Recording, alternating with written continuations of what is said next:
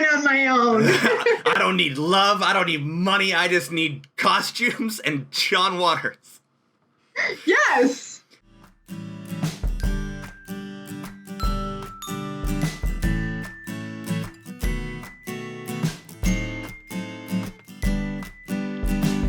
Let's be best friends. Hello, I'm Cole Sauer, and welcome to Let's Be Best Friends, a show where I talk to people that I barely know and try and convince them to be my new best friend, because in times like these, who needs enemies? My guest today is the host and creator of the Love Shack shows here in Toronto, Marlena Kaesler. How are you doing today? I am good. Good. The COVID numbers came in today. Oh, I have a pet parrot, by the way, and that's who you're It's hearing. fine. We're all bird lovers here. Do you want me to? No, I just want to be introduced. Yeah. Yes. I don't want to be in lockdown again. You want to know why I don't want to be in lockdown again? Because I did too much. What I'm going to teach you today, I did too much sewing. You did too much sewing? Way too much. Okay, wait a minute. My parrot is yelling at my neighbors. They're moving out. She's like, "What are you doing?" She's just saying goodbye. If I could only just show you this, she's on top of the lampshade and she's screaming at them. Oh. Hold on for just a second. No problem. We'll stay here. Okay, nothing weird went on there. Nope. No, there was life is nothing weird there. normal. Everything's Yeah. normal. Who doesn't have a yelling parrot in their life, right? Yeah, right? My God. Very cool, very chill, very normal. So to get started here, Larry King used to always say there's 5 questions you should answer in every interview: who, what, where, when, and why. And because I'm an awful interviewer, I like getting them out of the way right at the beginning. So I like to start with who. If you could tell us a little bit about yourself. Okay, a little bit about myself. I'm newish to comedy. Okay. Yeah, I'm newish to comedy. I love comedy. I'm obsessed. I've been doing comedy for about a year, but like very dedicated. And I started, what I did was I started, focus on the question. I have ADHD. Sometimes it's very hard for me to stay focused on questions. Okay, I have a pet parrot. Mm-hmm. I make my own clothes. I work in the costume department for film and television. I work for IATSE, which is the film union. Okay. Yep. So I've worked on some impressive things. I have. Yeah. I'm not saying that I'm impressive. I'm kind of a big deal. All right. Yeah. And that's who I like to laugh and I like making things and being creative. That's who I am. Awesome. So you said that you're part of the film and television union, and so I'll go with what was your start? Where did you start with that? Because I feel like that's a very niche industry that you're in the costume department specifically. It's a weird story. Okay. And I don't tell a lot of people the story, but Okay. I'll tell you the story. If anybody asks me, I'll just I keep it vague, and I'll avoid the answer. But I have been, well, my grandmother was a seamstress. Okay. And she taught me how to sew from a very young age, so I was doing it for a long time. But I don't, other than that, I mean, that's basically an education in sewing, Right. you know, I've been doing it since I was like 9, but I don't have any, I never went to university for it or college like some people have. But that's actually given me a leg up on things, Mm-hmm. because I find that sometimes if you learn in school, they teach you a certain way of doing something, and then you can't think outside of that procedure. Right. And you're kind of boxed in. But because I do a lot of creative things, I can kind of creatively navigate my way around a problem in costumes. And a lot of there's a lot of this trend in superhero shows and super suits. Right. So that, fixing these, really expensive foam suits. Right. I'm pretty good at that. Okay, so answering your question. Oh God, I can do this. Okay, I did some acting. Okay. I'm also a member of ACTRA. Oh, cool. The acting union. And on set, I also had an Etsy shop at the time. And so what I would do is I would pack my bag, because you're on set for long hours, right? I would pack my bag with everything that I was going to prepare for selling some of the stuff that I would make for the markets.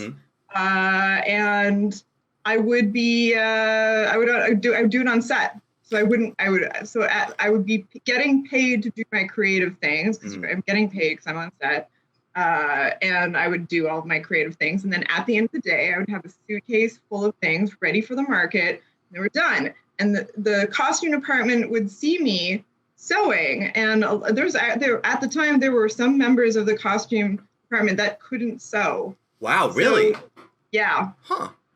Shouldn't even say that. I shouldn't be saying that, but there were. Not going to name any names, but that's interesting. I'm not naming names. Actually, the training and whatnot, and actually getting into the union is very difficult now. But at the time, some of these people were not sewers. So one of the big wigs of the costume department saw that I was very diligently sewing for a very long amount of hours. Right. They were like, "What are you doing? Why are you not working with us?" And then sometimes there were members. Yeah, there was members. Sometimes I would do background work, and I make my own clothes. Right. So, only a seamstress can kind of notice. Sometimes I would get lazy and forget to change the threads, or like little things. Right. Someone would be like, "Oh, I think this is homemade." So I would have these costume people like tending to be me on set, and they would be like, "Wait a minute, you're the girl." You're the girl. Yeah, and they'd be like, "Yeah, we heard about you." Like, you made this, you did a good job. And so, and then I applied to the union, and it was not easy to get in. I was rejected twice, but I had okay, can I show you something? Of course. Yeah. First of all, hi, Bird. Bird. One of the things that I would make are these very elaborate embroidered masks. Yeah. It's a raccoon. Goodness gracious. So I would be assembling. Yeah. So this is the sort of work that I would bring to set. They're very elaborate, embroidered and whatnot. It was the costume designer for Guillermo del Toro that I had a job. I had my second interview with, and I just brought the things that I had made in a suitcase. Yeah. And I showed him, and it just so happened that at the time they were filming a show about Transylvania, and they were looking for masks exactly like this. Right. So I ended up getting into the union. Sorry, I'm going to shoot the bird away again. Okay. I'm sorry. Is this the most awkward interview you've ever had? Literally not even at all. Not even top 10. No. That is how I got... That's how I got into the costume union. Yes. So I mean, it sounds like it started with. So was acting kind of the first thing that you wanted to do, and then you were doing, it sounds almost like you got into acting and you were doing the extra work, and then you were kind of doing your Etsy shop stuff kind of on the side just while you were, not busy, just kind of filling your time, and then you got noticed and picked up. It's almost like that classic Hollywood story, right? Yeah, it's a very rare story. It does not happen very often. Yeah.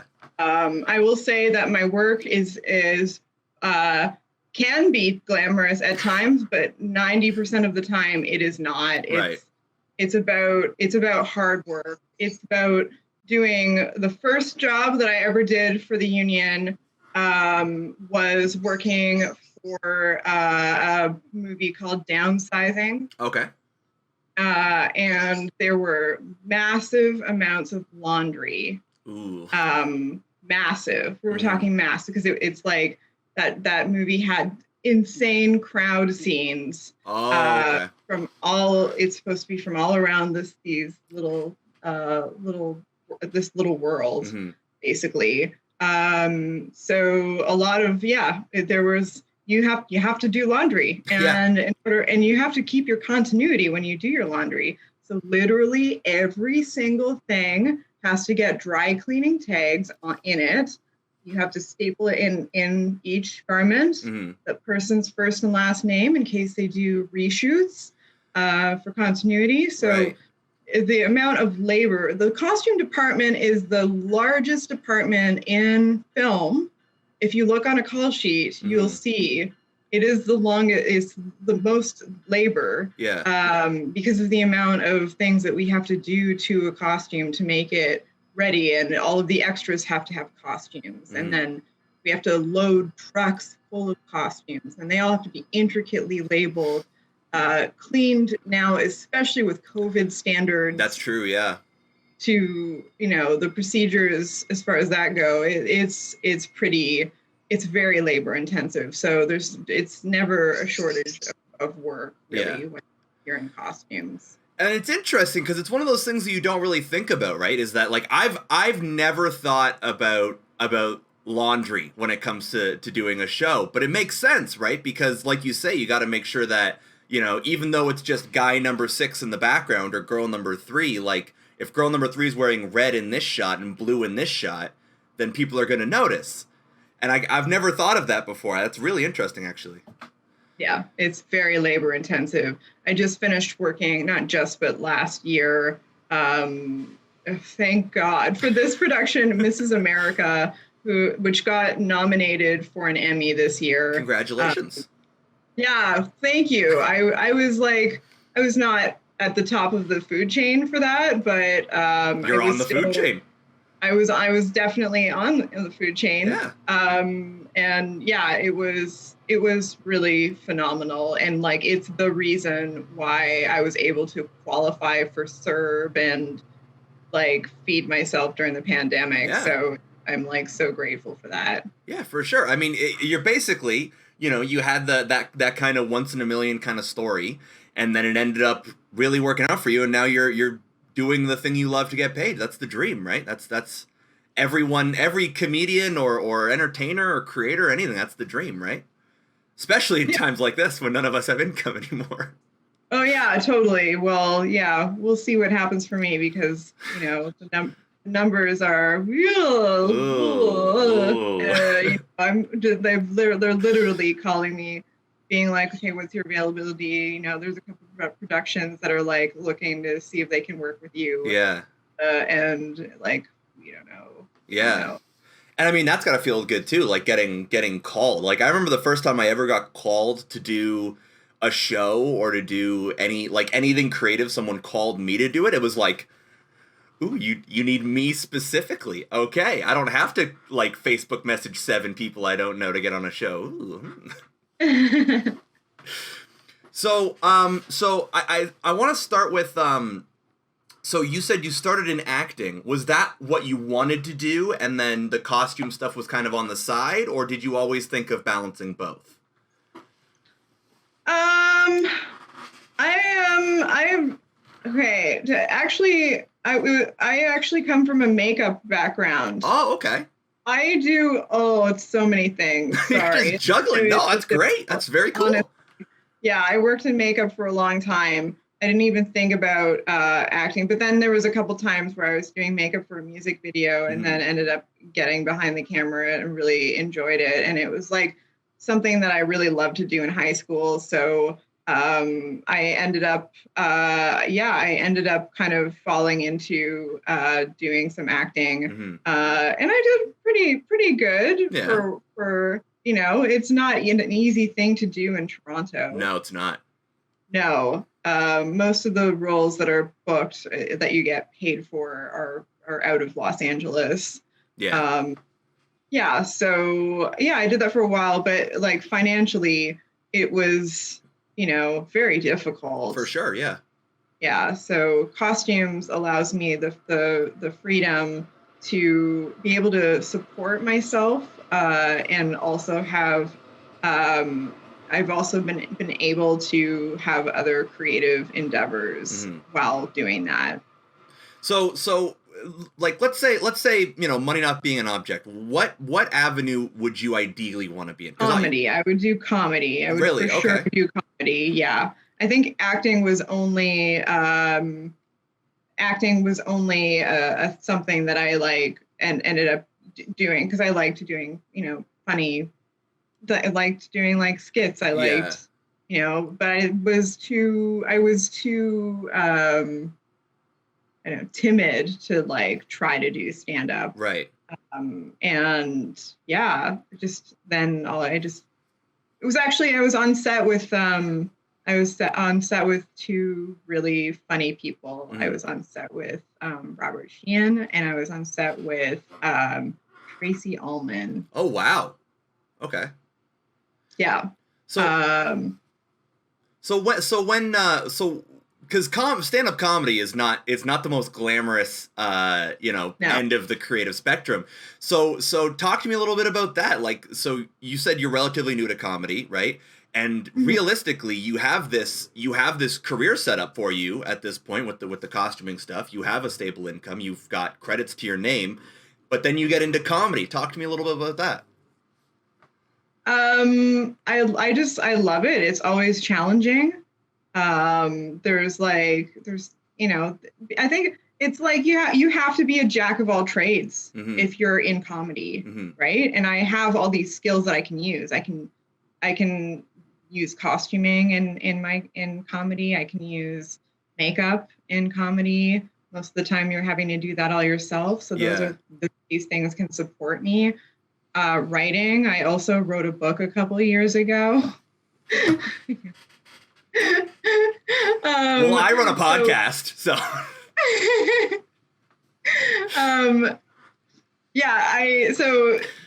Writing and then performing. So it's all of the things that I've been doing all along. I think the only thing I have, I've never packaged it together and made, a performance out of it, but I can do that now. But yeah, I was on set with Robert and Tracy, two different shows.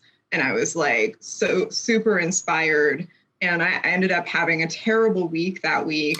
And I was like, Second City, I'm going to go to Second City. So I went and I was just like, I slammed cash on the counter. I was like, please.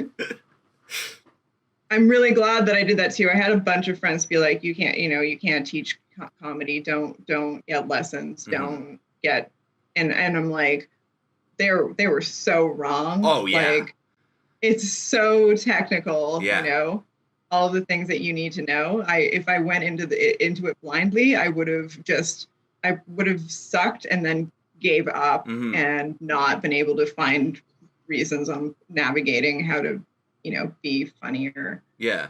Well, it's one of those things. Like, I think comedy is like any other creative thing where, like, yes, you can start from scratch and you can just slowly learn all of these lessons and these nuances and, you kind of roll the dice on if you learn it or not, right? Because some people try at it for 10, 15 years and they don't learn how to be funny.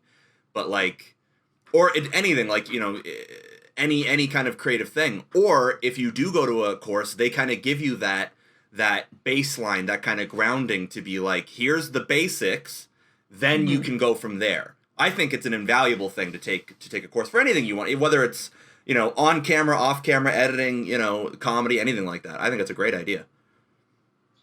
So you went to Second City for stand-up though, right? Like, or was it? I did. A lot of people go for like improv and get into stand-up, or writing and get into stand-up, but you went straight for stand-up. I went straight for stand-up. Yeah. Yeah. So I love it because it's like you do as good as the work that you put into it. Yeah, it's a very I don't know what the word is, but it's very much you put all, like you're saying, you put all this energy into it and you get it back. Whether the energy is good energy or bad energy, you're getting it back. So talk to me a little bit about, because comedy is a very different entertainment form from acting or doing anything on set. It's live, right? You get that live feedback. How has that experience been for you? Because you said you're relatively new, you said about a year, right? Yeah. So how's that been for you? And what's it like? Have you had your first bomb yet? Oh God. Yeah, I went pretty, I went hard at it. I was doing several I was an animal. I was doing several open mics a night. I did manage to get paid for shows. It was February. So I started in October. I did my first show in October. I was starting to get booked. I wrote a really good tight 5. And then I did get a couple of paid gigs. Which is not bad. Usually you don't get, so, but yeah, I was working really, really hard at it. I had just finished working on This Is America, the production. So I had some savings and I was like, comedy, I'm just going to focus on it and do it all the time. Mm-hmm. So that's what I did. Yes, there have been times I have bombed. Yeah. I have bombed. And it was I have bombed. But it's never been like a horrific bomb. Okay. Like I've heard of some horrific bombs out there. Yeah. It's not fun. So don't look forward to it. I'm sure maybe it will, maybe it won't happen. Maybe you are the second coming of comedy Jesus, but oh God, no. It's not a good experience, man. No, but I mean, yes, I have bombed. I for sure have bombed. Mm-hmm. And it was like the bomb that I bombed on something that I worked really hard on. Mm-hmm.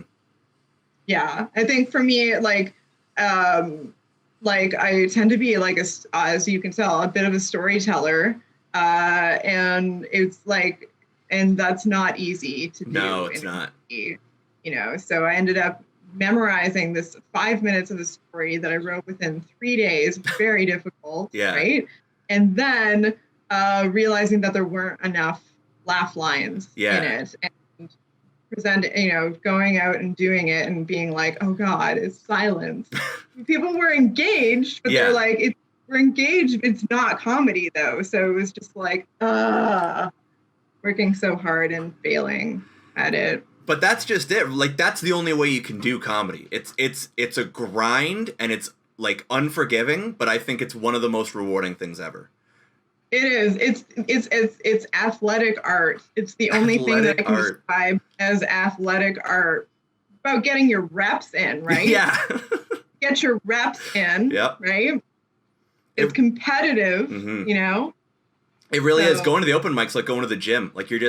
You're just working out, and if no one laughs, you're like, whatever, man. I next open mic, Yeah, next one. Yeah, exactly.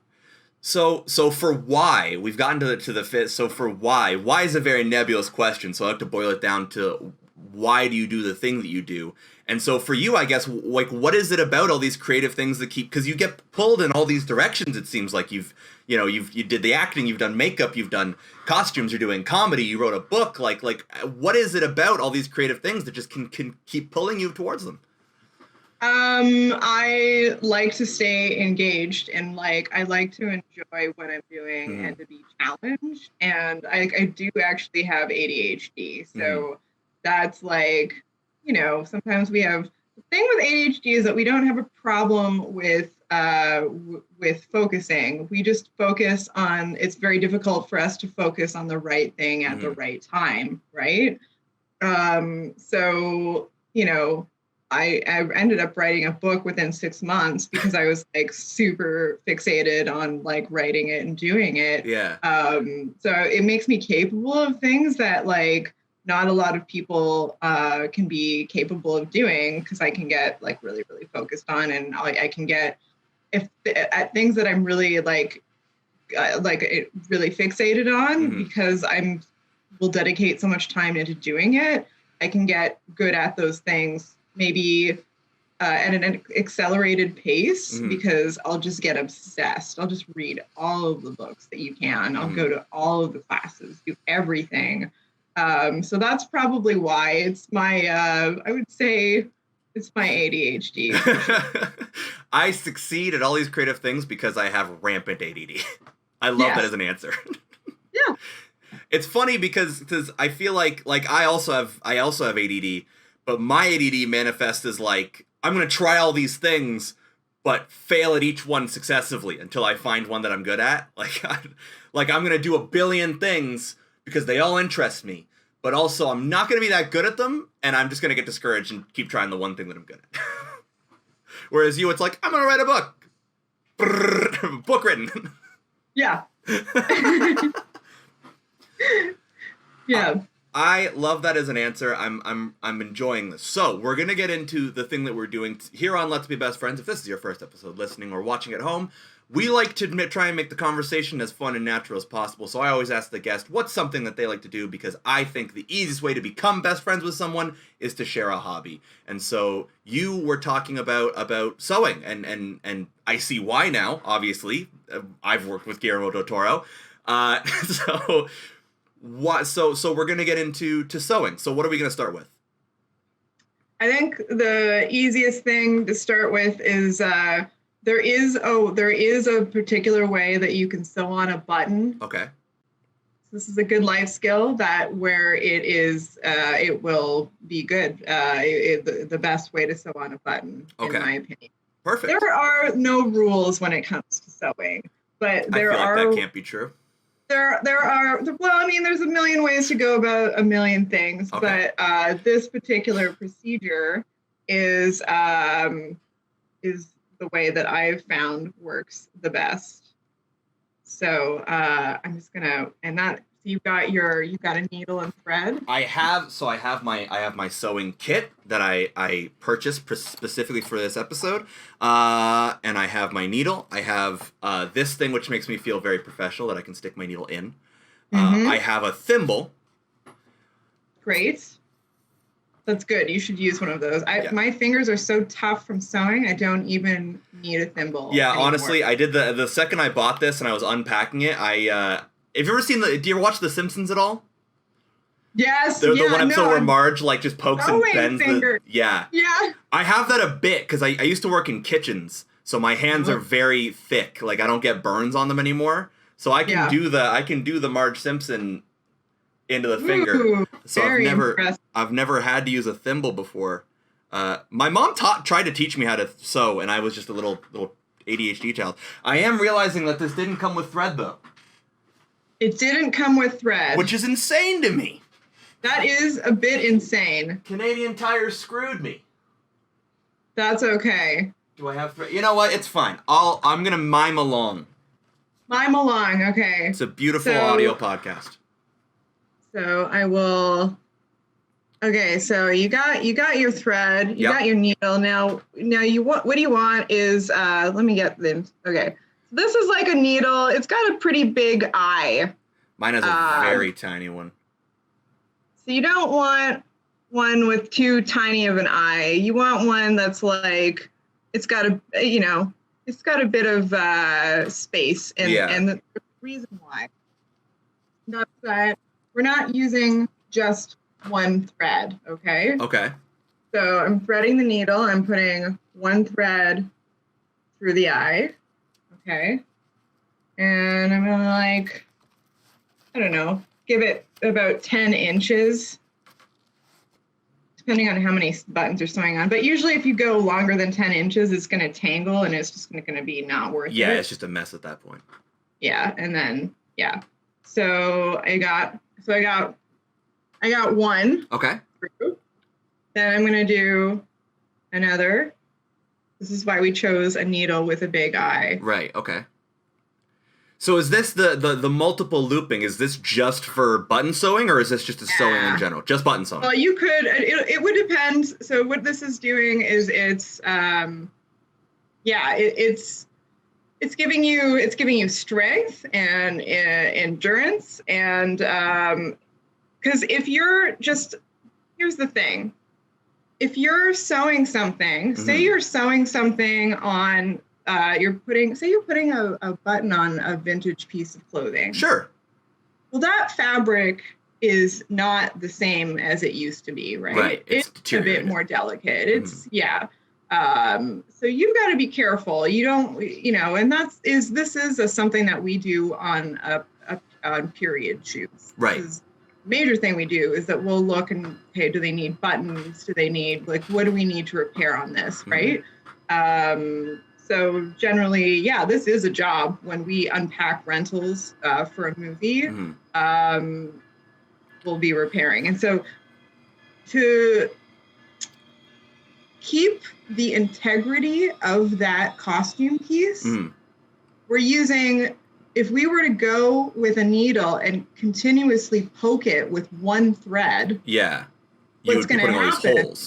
You're going to put all these holes in it, right? And that's just and then if the button's keeping something shut, then you're pulling at the garment. You're going to get a pull. It's going to rip a hole in it. So what this is instead of putting all of the, God, I can't talk today, putting all of the strength that you need in the fabric, it's putting it on the thread. On the thread, okay. Right? Also, old thread, another thing, old thread was very much so natural fiber, so cotton or rayon. Okay. But new, and it's, I find personally that natural fibers are not always as strong as polyester threads now. Okay. Like they disintegrate really easily. That makes sense. So I'm curious about this. When you're doing a period piece, I always assumed you would just make the costumes look old. Do you get like old clothing and then make them into costumes? So that was a problem last year because we had such a busy.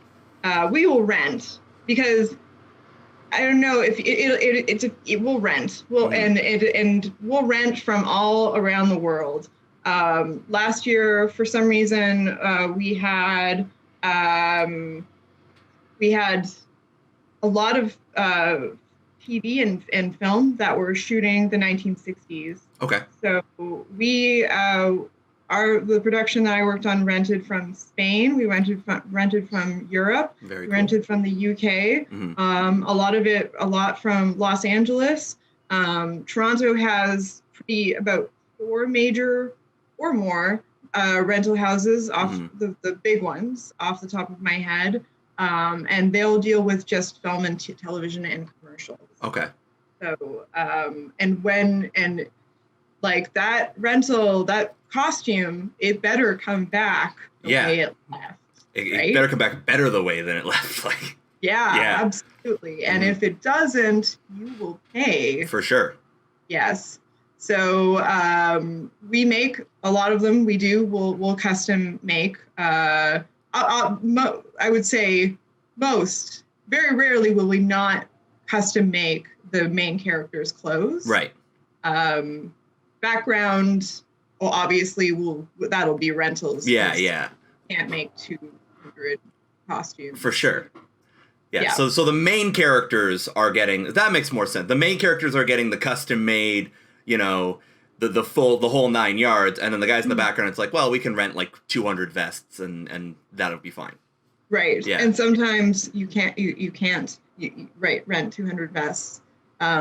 Like you have to get sometimes you have to get really creative with where you're going to get your things. Like, Right.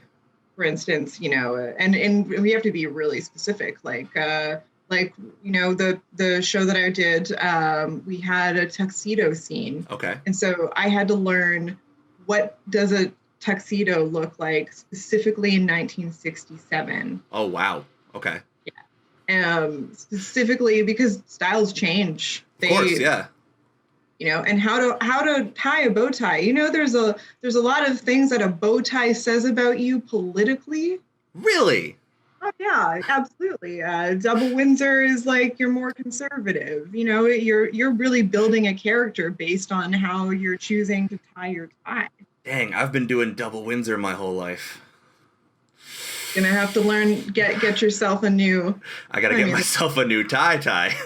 Yeah. So, okay. Yes. I'll see. So take a look at this. I've got, let me get a good focus on here. So I've got 3 strands of thread. Right. So and since they're doubled up, that means 6 strands of thread. Yeah. Okay? Good and thick. It's good and thick. And I'm gonna knot it. Now, what I'm gonna do, I'm gonna grab. Yeah, this is a good example because this is a piece. I love how I just have pieces of fabric. Love everywhere. this. I'm a huge fan. This is a piece of silk. Okay. Silk is it can rip easy. It's delicate. Right. So, and I've got all sorts of buttons here. So I'm going to show you the right way and the wrong way. Ah, beautiful. Okay, and then I'll show you the difference. I sewed on a button once in my life, and I'm nigh positive it was the wrong way. Yeah, so you probably didn't use Nope. a lot of thread, right? No. So I'm going to just sew this on, and I'll show you what the right way and wrong way does. I'm just going to sew this on with one, and this is what normal people would do. Okay. I would say. And is there a specific motion that you're looking for when it comes to sewing a button? Like, because the way that I learned how to sew a button was like changing a tire, where you have to like kind of go in one hole and out in one hole, and there's like a specific motion if there's 4 holes. Let's do we can do a 4-hole one, sure. But I'll do this one first, okay? So, okay. I've done the first one like a normal person would do it. Now I'm going to sew on a button like a costume professional. Okay. So I'm going to do this, all right? I'm going from behind. Yep. And putting it through the button, okay? Going, whoops. God, can you see? I see. I'm with you. Okay. Don't tangle and make an ass out of yourself, Marlena. God, just did. That's okay. Imagine it's just, I'm like, and it's tangled, and oh, I've ruined everything. She's a fraud. Yeah. Okay, I'm gonna do it. I want this on to be real. I want this to be on real good. So I'm doing 1, 2, and 3. Okay. All right. This button's gonna outlive us all. Yes. Yeah. It's gonna survive many things. Yeah, it will survive COVID. The nuclear winter is gonna happen, and this button, right there. Still on. Okay, so 3 times I've got it. Okay. Mm-hmm. Now, this is one of the important things is that I'm going to take this and I'm going to wrap it around. Okay. I'm going to wrap it around like this and like create a knot. around it. Interesting. Okay. Okay.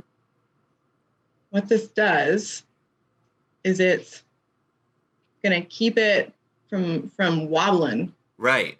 It just gives it that, again, it's just that stability, right? Yeah, it's the stability. Mhm. So I'm gonna do it one more time. I'm gonna keep it. And that's how you keep it from wearing on the delicate fabric, is that you're Yeah, putting all 'cause that it- stress. Yeah, Yeah. now, yeah, exactly. Stress was the word I was looking for. Yeah. Yeah, so, okay, so now I'm gonna show you. Now that we've got our little knots around it.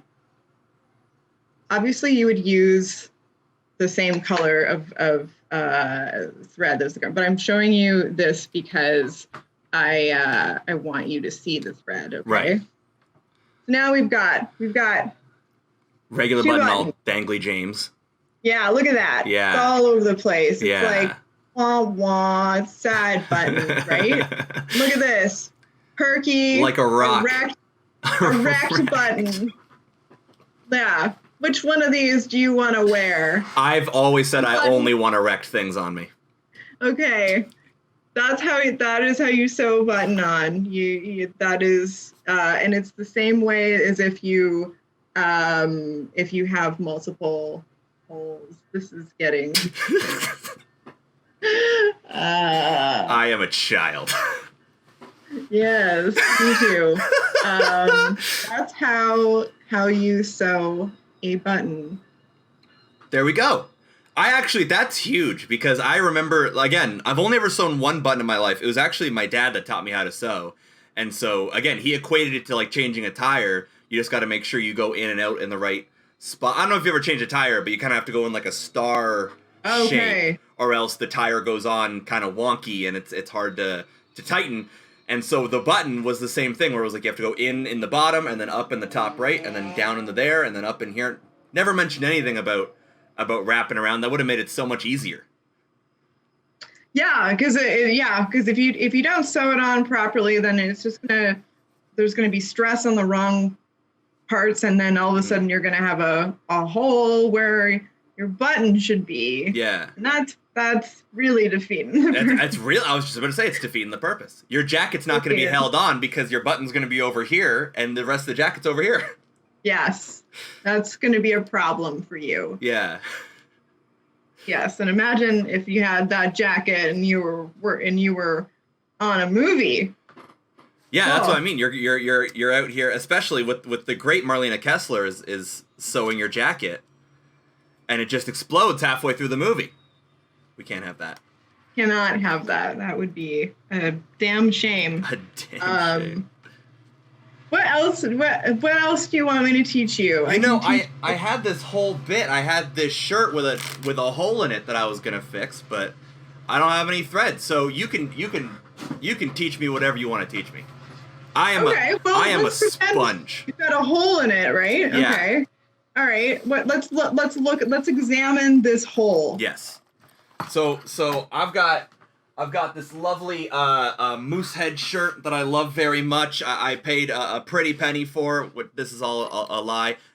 Actually, I'm not sponsored. I have this lovely green non-sponsored shirt that I love very much, and I've torn a hole in the shoulder. Okay. Dang, man. How does one fix a hole in the shoulder of your t-shirt? Okay. All right. So I can diagnose this. Let me see if I can get as a good angle here. So yeah, it's really, we really pooched it here. It's straight from the neck hole over to the sleeve. Oh Lord. Is that fixable? Well, it depends on who's asking and what it's for. I am Johnny Depp, and this is my magnum opus film. Oh Jesus!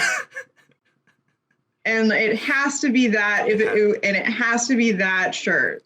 Honestly, I'm getting really into the role of Johnny Depp, and I feel like Johnny Depp would have one green shirt that he very desperately needs. Then we're gonna have to, for this, if this was a professional thing, yeah. If we were in the woods and we were in the woods and I only had a needle and thread. Right, yes. or if we were on set in the woods, Okay. I could try to do this and try to make do. Okay. If this was something that came into the costume office, we would have to get the serger out or overlock machine. Okay. Okay. And that looks like, oh my God, I can't believe I'm doing this.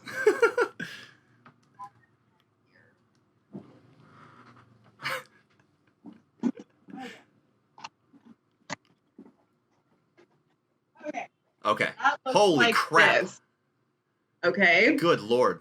What this does is it's a machine that cuts and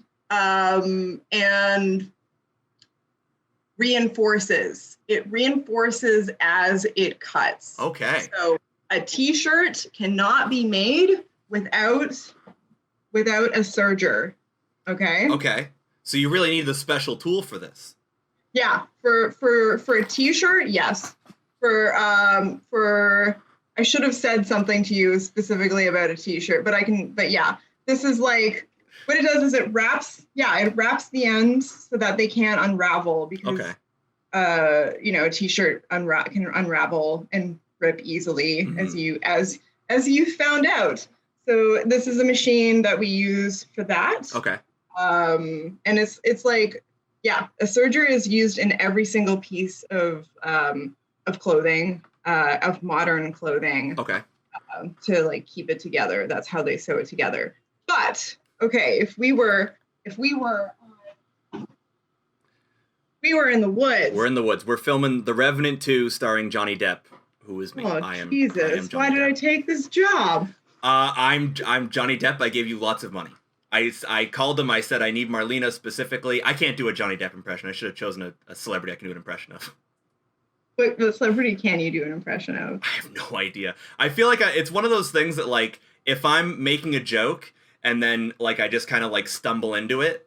Like, I found out I can do a Goofy voice just because I stumbled into it one day, and I was like, oh, I'm Goofy. Like, I just stumble into the voice. I don't know what Johnny Depp sounds like off the top of my head. I don't know.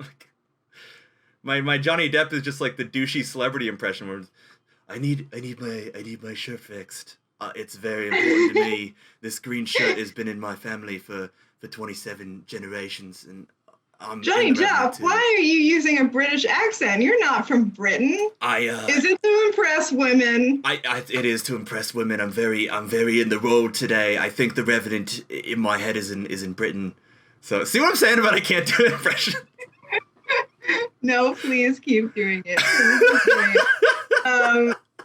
Okay, Johnny Depp. Let me look a little bit at it. Look at your. Yes, let me give you a better look at my shirt here. So. I imagine it's because of all of the women that want to sleep with you. They ripped it off the body. Oh, this is my new favorite episode. Yeah, so it's right. So right from the neckline to the shoulder and a little bit down, but I think this hole is good. Show it to me. Let me see. Here we go. Okay, there we go. Okay, so here's the hole. Let me see if I can. So this is what Show me the hole.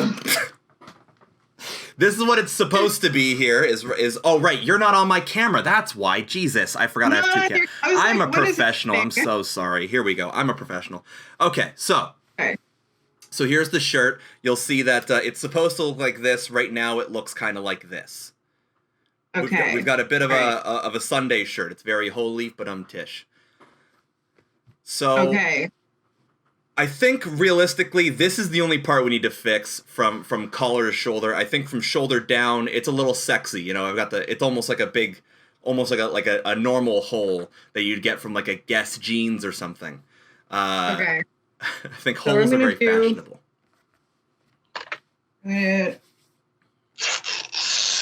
All right, I got a little rip in my.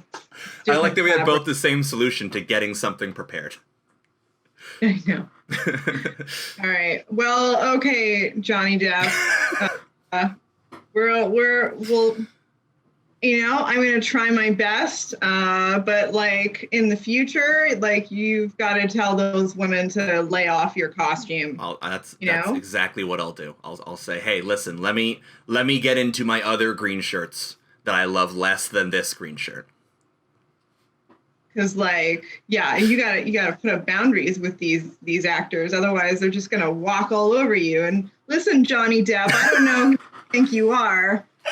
If it's Johnny Depp, but like, you better treat my costume right, okay? All right. So this is what I'm gonna do. This is what I'm gonna do. Okay. So we've got this rip. This would be. So I think I'm gonna do. Okay. Let me see. I think I'm gonna do. I think this is called a chain stitch. Okay. God, I hope my coworkers don't watch this and be like, she's a fool. A fool. A damn fool. A damn fool. Okay, so I am making a loop. Okay. Okay. Right? And now I'm going under that loop and making a knot. Okay. And that's kind of that's our anchor, right? Yeah, so This is like the beginning. So if you can see. Yep, I'm with you. Whoa, there you go. See, it's got this, it's, and I would use the same kind of, actually, what I would do if this happened on set is I would check and see if I had a jewel on me. Okay. Yeah. I would probably try a meditation exercise after I cried. I would cry profusely. I didn't mean to give you this much anxiety with the thought. No, it's okay. It's on set. Look, time is ticking. Time is ticking. Wait, can I see your face again and not the shirt? Yeah, for sure. Hi, welcome back. Hi, I'm here. Okay, yeah, I would cry. Okay. I would cry, and then I would be like, do I have any marijuana jewel on me? I wouldn't bring that to set. I need an entire pack of cigarettes immediately. Entire pack of cigarettes, and then I would call the costume office, and I would be like, oh God, that actually technically, if this was his last, we would have multiples. Right. Right. Yeah, but if this is his last multiple, I would probably ripped every other green shirt he has. Yes, he's ripped all of the other green shirts because of all of the women always trying to sleep with him. Just trying to get a piece. Just getting a piece. But then this would be like literally the last resort. Yeah. I'm gonna try to do this as fast as I possibly could. This isn't a blanket stitch. It's not a chain stitch. And I can't tell you the specific name of this stitch, but I can tell you that I'm making a knotting motion. So are you knotting each individual step? Okay. You're really reinforcing that son of a bitch. Oh yeah. Well, we got to, because if this t-shirt's gonna be ripped, right, then we got to make sure it's going to stay on. Stay on, Johnny. Gotta. On the set of Crybaby 3, I'm changing the movie up. I feel like teen heartthrob Johnny Depp is really more what I'm trying to emulate here with my ripped t-shirt. Oh, I do this for teen heartthrob Johnny Depp. Oh. There'd be no crying. I'd be like, oh, I get it. Teen heartthrob Johnny Depp's a different story. Don't give me any of this present time, Johnny Depp, okay? How dare you? Where's the rum gone, Johnny Depp? I didn't know Crybaby 3 Johnny Depp was on the table. Well, also, like, it's, John Waters. John Waters, Yeah, no, I'm with you.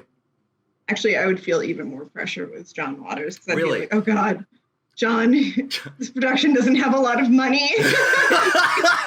Adapt really fast. We gotta get more Johns involved. We gotta get Travolta. We gotta get Cena. Like, it's a whole movie full of Johns.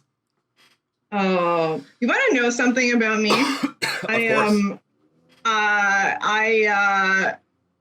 I've dated Chris's. For some reason, I'm not even joking, 7 Chris's in a row. Good Lord. I couldn't call them by their names anymore to Yeah. friends. I had to call them by their profession. We got actor Chris, we got chef Chris, we got pilot Chris. Yeah, That's one of the amazing. Chris's was a Klingon that I met on Star Trek. That's a story. To be fair, that's a Yes. good story. And I met him because he had his prosthetics on, and I had and on his head, and I had to feed him. You have to help feed the aliens once their prosthetics are on. Oh, I hope I'm not like fucking up any sort of NDA. Ooh. But We'll bleep half the episode then. but yeah, that's so okay. So this is very well reinforced. Yeah. Okay. And if this, if this was in the right color, It looks good as you new. would see it's pretty good. And look at this. Yeah. It's stronger than it was before. It's like Yeah. the $6 million man of shirts now. Franken shirt. Thank you. Man, my shirt's been fixed. Thank you so much for fixing my green shirt. You're so welcome. My non-sponsored green shirt that I'm definitely not going to just throw over there and forget about.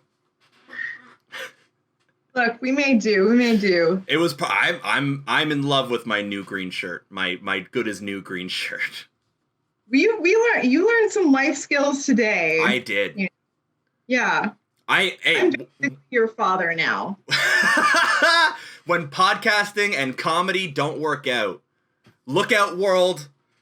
OldKingCake, the newest costume designer on the block. I'm applying to the guild tomorrow. I'm gonna work with Guillermo del Toro and make masks. It's gonna be awesome. Man. Well, like I worked with his costume designer, That's almost only a cooler. couple, but like, yeah, and only a couple of times. I'm not like extremely close with him. Seems like a nice man. I do know some very great and wonderful established costume people, but he is the person who got me into the union. That is, Louis Sequeira is the man who got me into the union. Shoutouts to him, man. And I mean, shit. Guillermo del Toro is one of my favorite directors, and I love. Did you see when it was in? Was it the ROM or the? I think it was the AGO, the Guillermo del Toro exhibit that they had. Oh yeah. Oh my god, it was so sick. Really did. God, it so was cool. weird because I got to see some things that people I know have worked on. Oh yeah, yeah, that was weird. I was like, wow. that's so cool. Yeah. I guess it's a like for me as a fan, it was just me going like, oh, it's the guy from Pan's Labyrinth. But for you, it's like, oh man, Jim worked on that. That's cool. That's very cool that it's here. Well, and like I also like I have like I've got some of his choices artistically are just like for instance, there's like Sleeping Beauty, Right. Disney movie. They hired a whole bunch of Art Nouveau, Art Deco artists to do the scenic, the background scene, background of the forest and of the buildings. And they're like, if you watch that movie, it's like, oh my God, it's absolutely gorgeous.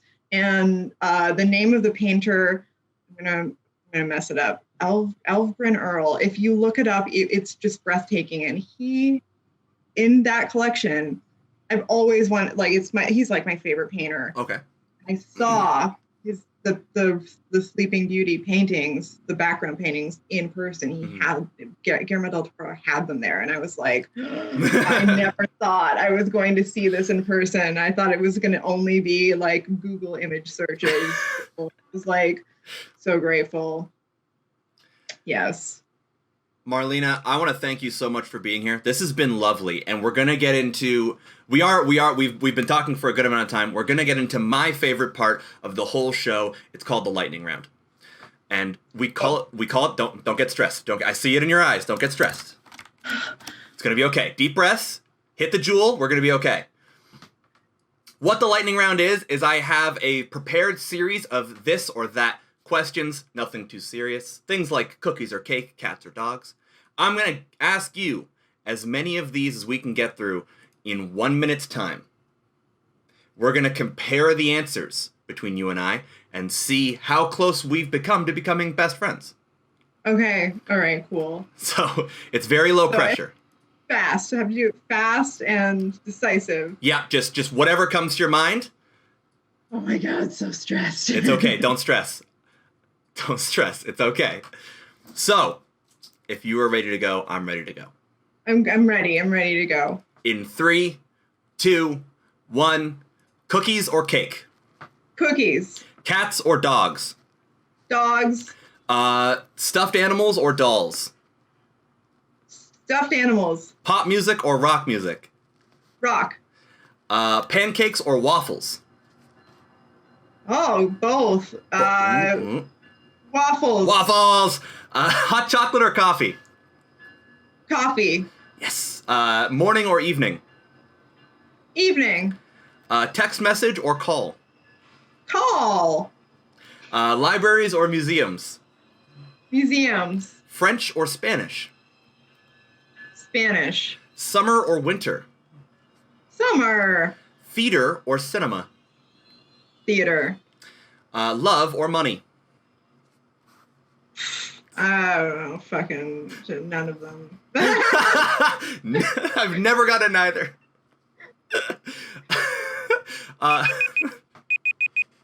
That is our time. We've hit our 1 minute.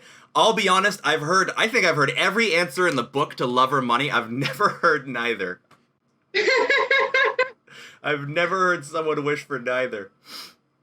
Okay. I'll be fine on my own. I don't need love. I don't need money. I just need costumes and Sean Waters. Yes. Yeah, absolutely. I am going to tabulate your score. While I do that, I want you to tell the people at home about the Love Shack and what you've been doing there. So I have been irritating some bylaw officers and neighbors because my backyard was a garbage dump, and I decided to do some landscaping and clean it up and put some twinkly lights there. To be fair, it was a lot of twinkly lights. And I made it so that it was a practice space for comedians who were out of practice during the pandemic to come to my backyard, and I would get a couple people together and we would watch each other and practice our routines.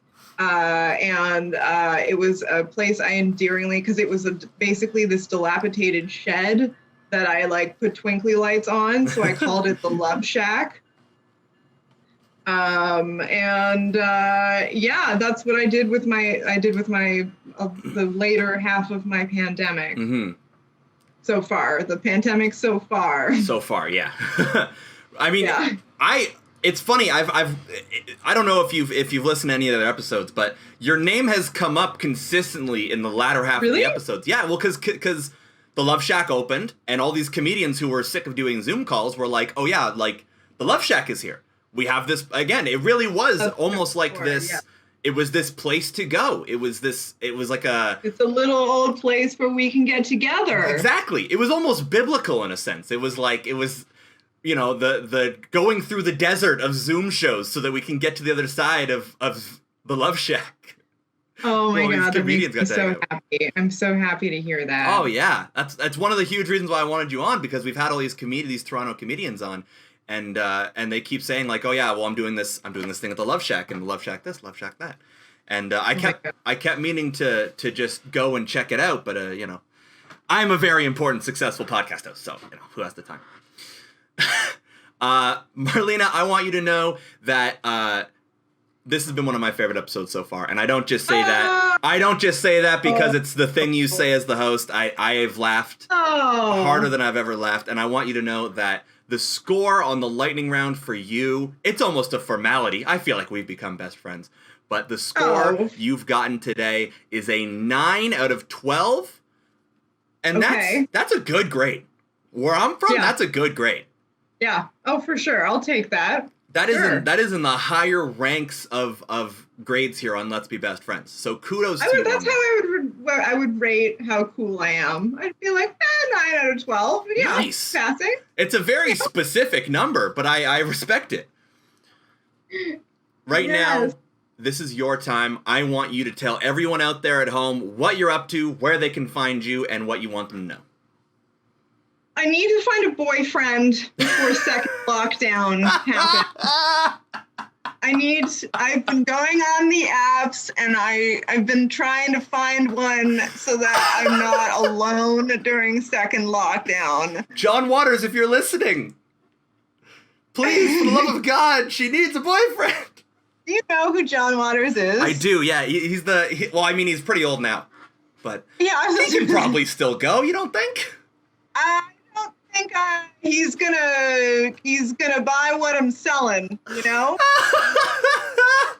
Yeah. On the off chance, though. I think he's looking more for an erect button than a buttonhole. Is he? Wait, is he a button and not a hole? Oh, I didn't know that. Yeah. Well, there you go. But yes, so lonely. Someone please swipe on the app. Oh my God, it's gonna be a while, and that's what I'm up to. Also, just trying, bylaw officers are trying to shut the Love Shack down, even though it does nothing but help people. So help me. Are there any petitions that I can link, or I don't know? Is there like a GoFundMe for it? Oh, you know what? I did do a GoFundMe for it because I needed to get a lawyer for it because I probably I did. No, I know. It's like, yeah. Things got heated. Things got heated, but it's cool. I'm still doing it, and I'm still doing it. Fuck the man. Yes. Fight the power. Let's go. I'm a little bit much. Still date me though. Still dateable. Still, yeah. If this podcast showed you nothing, it's that Marlena is single and ready to mingle safely due to COVID guidelines. I can fix your buttons. She can fix any button you need, brother. I can also push them. And social media, they can find you at Lily Marlena. That's Lily with 2 L's. Yes? Boom. LILLYMARLENA. If you're in the Toronto area and you're a comedian, maybe try and get in on the Love Shack thing. I hear it's a hip happening place. I'm certainly going to try and go before everything gets shut down and we all go back to being sad in our rooms again.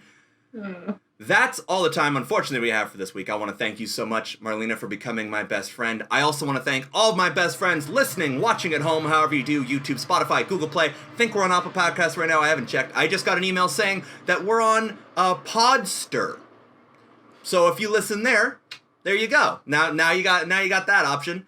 I also want to thank Isabel Wing for the intro to our podcast, Let's Be Best Friends, and Seth Feldman for the outro. That's all the time we have for this week. So remember that your mom was your best friend at one point, so give her a call, and we'll see you next week.